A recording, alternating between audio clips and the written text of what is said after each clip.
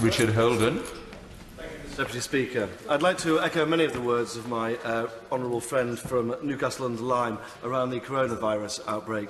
And while many of the measures in the budget, particularly for increased and potentially unlimited funding for the NHS if it is required, we look forward today to more from him, particularly for our small and medium businesses, charities, employers and businesses of all types, schools and colleges,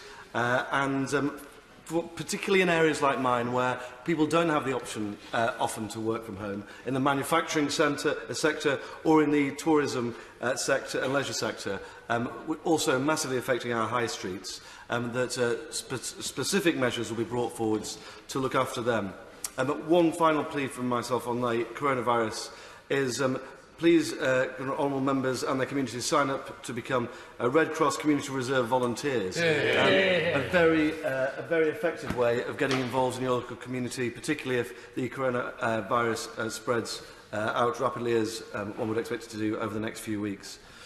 Turning to the main substance of the budget, I'd like to echo the words of the honourable member for Newport West on the motorhomes tax. I know it's something that she and I have both been campaigning on, and I'm very glad to see that the government moved swiftly to reverse this measure, which would have created great damage to both of our communities. More broadly, I very much welcome, for communities like mine with large rural constituencies, extra funding for 4G rollout and also for the 5G, high-speed broadband, which will help us compete in this new era, especially when so many of our homes and businesses are so far away from telephone exchanges. This full fibre will really help them move into the 21st century. Furthermore, I'd also like to welcome the news on buses. Although we're looking to the national bus strategy, I'm hoping that some of my rural communities, particularly in Crook, Willington, Towlaw and Weardale, will be able to benefit from increased services, particularly later in the evening and at weekends when many people struggle to get out and about if they don't have a car. I also welcome the extra cash and the for the high streets and the reopening of the Towns Fund.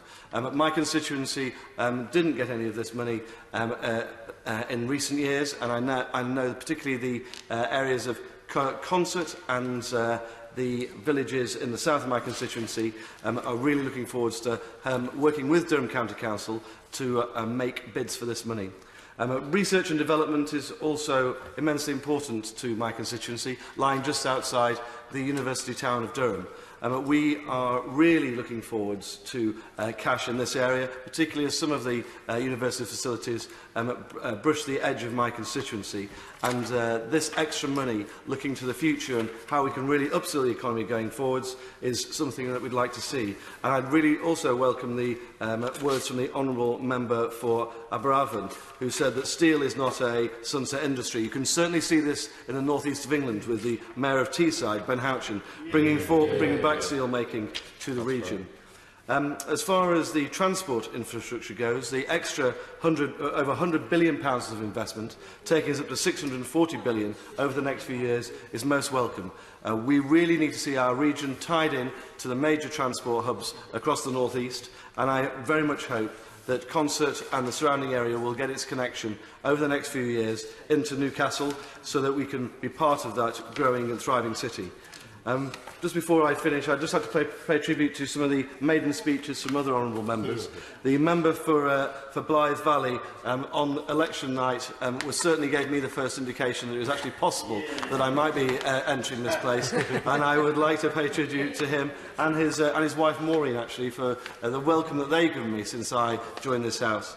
I'd also like to pay tribute to the honourable member for South West Hertfordshire, who has recently joined me on the Public Accounts Committee, and look forward to working with him on some of the investigations into how we spend taxpayers' money going forwards. The member for Liverpool West Derby mentioned that it's very important that individuals and community groups are able to take on public authorities and the state when they feel that they have been threatened, such as in the Hillsborough situation. And I commend those words and support him in that.